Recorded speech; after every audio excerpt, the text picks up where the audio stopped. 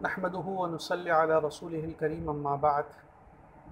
آج رمضان المبارک کے آخری عشرے کے حوالے سے جو ایک مسنون اور اہم عبادت ہے جس کو اعتکاف کہا جاتا ہے، اس کے حوالے سے چند مسائل آپ حضرات کے سامنے گوش گزار کرنے کے لیے حاضر ہوا ہوں۔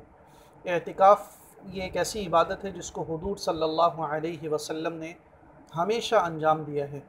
ایک روایت میں آتا ہے کہ ایک سال حضور صلی اللہ علیہ وسلم کا اعتکاف چھوٹ گیا تھا، تو اگلے سال حضور صلی اللہ علیہ وسلم نے اس کے عوض 20 دن کا اعتکاف فرمایا۔ لہٰذا آخری عشرے کا اعتکاف کرنا یہ تمام مسلمانوں کے ذمے سنت مؤکدہ علی الکفایہ ہے، یعنی اگر مسجد کے اندر کچھ لوگ سنت مؤکدہ اعتکاف کی نیت سے بیٹھ گئے تو یہ پورے محلے سے اس کی جو سنیت ہے وہ ثابت ہو جائے گی، اور اگر خدا نخواستہ کسی محلے کے اندر لوگ اعتکاف کے لیے بالکل نہ بیٹھے تو پورے اہل محلہ گنہگار ہوں گے۔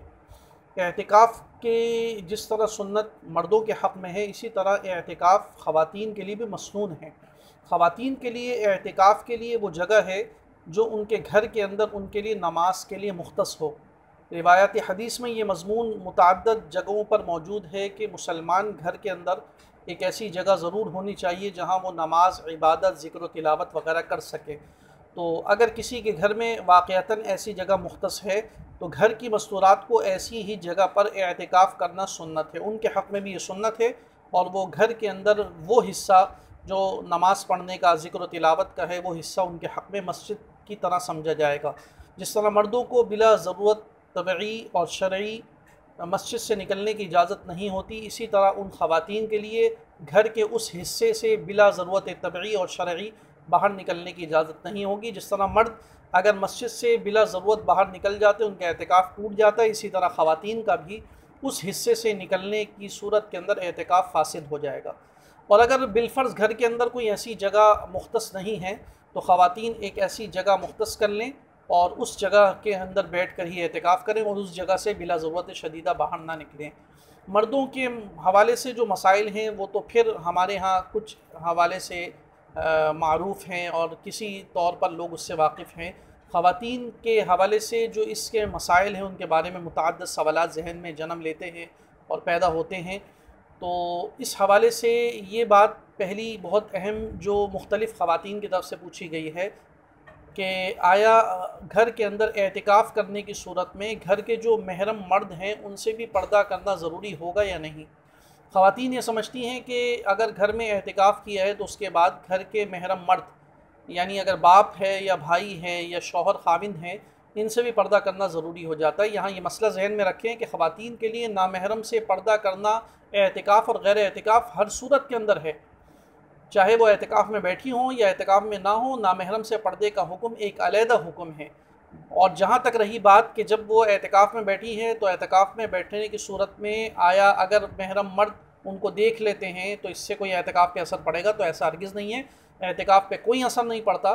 اور اگر محرم مرد آ کر مل لیتے ہیں اس جگہ پر جہاں اعتکاف کے لیے خاتون بیٹھی ہیں تو اس سے اعتکاف پر کوئی زد نہیں پڑے گا۔ البتہ چونکہ اعتکاف کی عبادت کی روح یہ ہے کہ اس میں خلوت نشینی اختیار کی جائے، عبادت و ریاضت اور لیلۃ القدر کے قیام اور اللہ سے دعاؤں وغیرہ کا اہتمام کیا جائے، تو اس لیے جس طرح مردوں کے لیے بھی بہتر ہے کہ وہ اپنے ضروری تعلقات کو کم سے کم رکھیں، اسی طرح خواتین کے حق میں بھی ضروری ہوگا۔ البتہ اب اگر خاتون گھر میں بیٹھی ہیں تو ان کے لیے گھر کی کسی ضرورت سے اس جگہ اٹھنا ضروری نہیں ہوگا، اس جگہ سے اٹھنا ان کے لیے درست نہیں ہوگا۔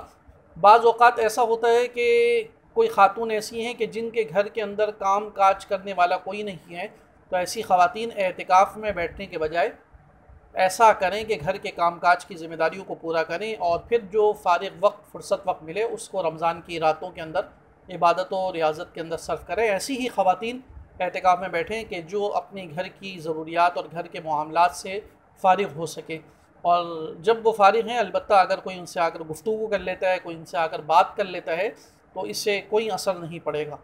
یہ چند اہم باتیں ہیں جو اعتکاف، جو خواتین کا اعتکاف ہے اس سے متعلق خاص طور پر ہے۔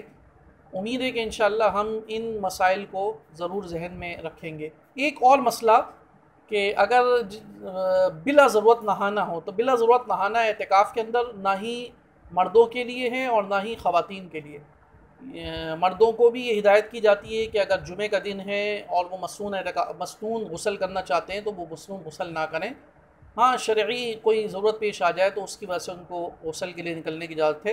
اس لیے خواتین بھی بلا ضرورت کا غسل نہ کریں، صرف اپنی اس جگہ سے وضو کے لیے باہر نکلیں اور پھر وضو کر کے اپنی اسی جگہ پر آ کر بیٹھ کر اپنی ذکر و تلاوت میں لگ جائیں. اگر وہ بلا ضرورت نکلیں یا محض ٹھنڈک حاصل کرنے کے لیے غسل وغیرہ کرنے کے لیے نکلی تو ایسی صورت کے اندر بھی ان کا اعتکاف ٹوٹ جائے گا. اللہ تعالی ہم سب کو دینی مسائل کو سمجھنے کی بھی اور ان کو رعایت رکھنے کی توفیق نصیب فرمائے. السلام علیکم ورحمۃ اللہ وبرکاتہ.